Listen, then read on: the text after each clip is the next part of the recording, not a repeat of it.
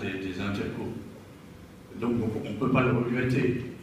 Il faut simplement éviter que deux choses, deux inconvénients. D'abord de laisser filer toutes les initiatives aux intercommunalités citadines, urbaines. Ça, c'est la tentation, même pour la Moselle. Il est évident que le sillon mosellan capte les attentions et que l'Est et le Sud mosellan sont un peu négligés. C'est une réalité. Donc il faudra éviter l'oubli de l'Est et du Sud. Et puis la deuxième chose qu'il faut éviter, c'est l'oubli des communes. Je crois que chacun des maires et chacune des équipes dans les communes aura la responsabilité de faire fonctionner tout le territoire de l'Interco et ne pas laisser à des autorités intercommunales le soin de tout régler.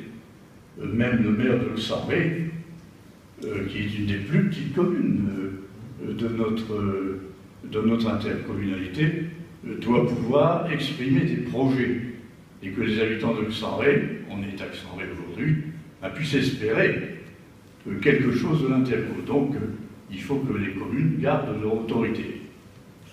Et puis, il faut se souvenir aussi que le tourisme est une richesse et que notre secteur dépendra pour l'avenir beaucoup et énormément de l'agriculture qui est la force économique majeure de cet arrondissement, de ce secteur, une agriculture qui va fortement évoluer dans les années à venir, parce que la PAC va disparaître probablement, et parce que l'agriculture a des progrès formidables à faire dans le cadre de l'économie moderne. L'agriculture, les entreprises, les quelques entreprises que nous avons ici, mais qui ne seront jamais des grandes entreprises industrielles, il faut souhaiter qu'on garde ce que nous avons. Et puis le tourisme. Et le tourisme est fondé essentiellement sur la culture. Et ça, je voudrais qu'on s'en souvienne. Les paysages et la culture. Mais des paysages seuls, ça n'attire pas. Il faut autre chose, il faut un patrimoine. Alors il y a le patrimoine dont nous avons hérité. Les bâtiments, tout ce qui est construit, tout ce patrimoine qui est enrichi par les traditions communales, les fêtes, tout ce que nous faisons.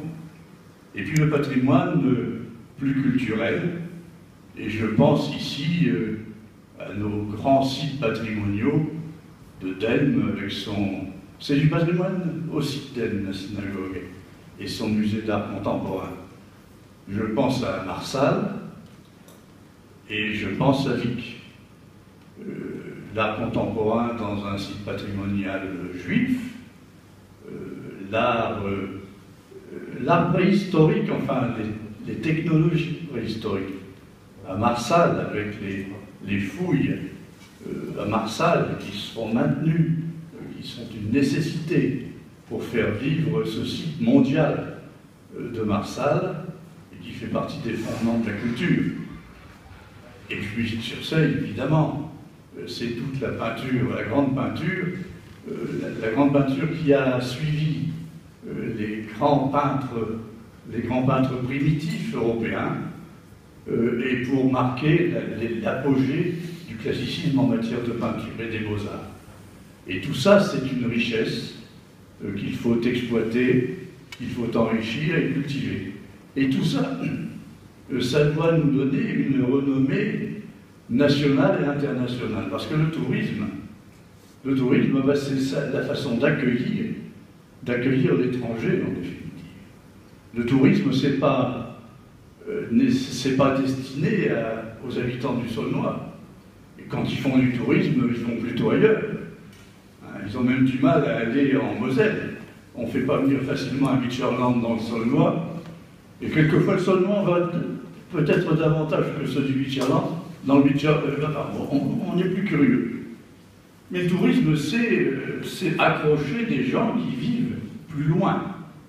C'est savoir avoir une notoriété, communiquer au loin, et faire venir, comme disait c'est toi, Christine, qui disais, c'est du business. Hein, faire venir des gens qui ont l'appétit de venir ici pour des raisons culturelles, patrimoniales, et qui y dépenseront un peu de sous. Et ça, c'est une richesse formidable. Vous savez que la France, le premier poste sur le commerce extérieur, c'est bien le tourisme. La France, qui était un grand pays industriel, va devenir un grand pays agricole et touristique. Nos richesses viendront plus de ça qu'ailleurs, et puis avec les ventes d'armes et d'avions.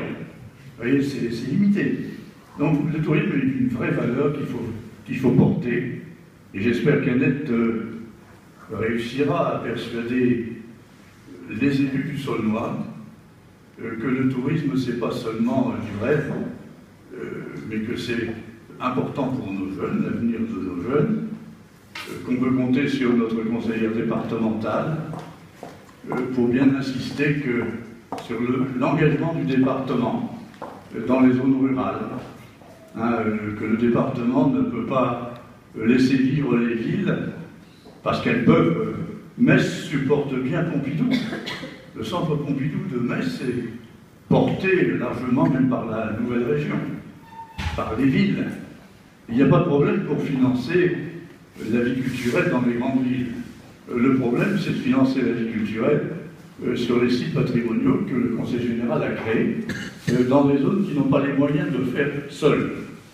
Et je sais que nos conseillers départementaux veillent à ce qu'on fasse perdurer ces sites et qu'on y mette les crédits nécessaires.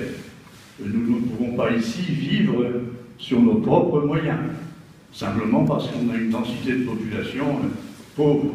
Et si on a créé une république, c'est parce que cette république doit partager les ressources entre tous, entre les pauvres et les riches, qu'ils soient territoires pauvres et territoires riches, ou hommes pauvres et hommes riches. Il faut péréquer, il faut partager. Et ça, c'est important. Et le premier lieu de partage en France, de péréquation, c'est le département. Ça ne sera pas la région, ça restera le département. Comment assurer un partage des richesses équitable entre tous les habitants des territoires départementaux? Donc je sais que notre conseillère départementale est convaincue de ces évolutions. Et puis tout repose sur les hommes et sur les femmes qui font vivre les affaires. Et ici, je crois qu'on a une majorité de femmes. Il y a une surparité en matière de tourisme.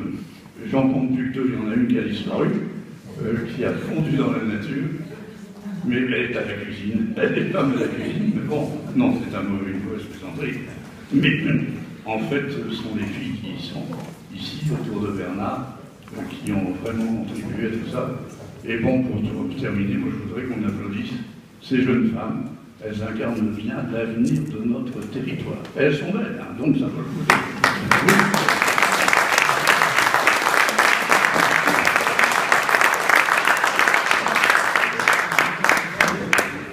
Alors, merci bien, merci à vous, merci à tous ceux qui nous aident.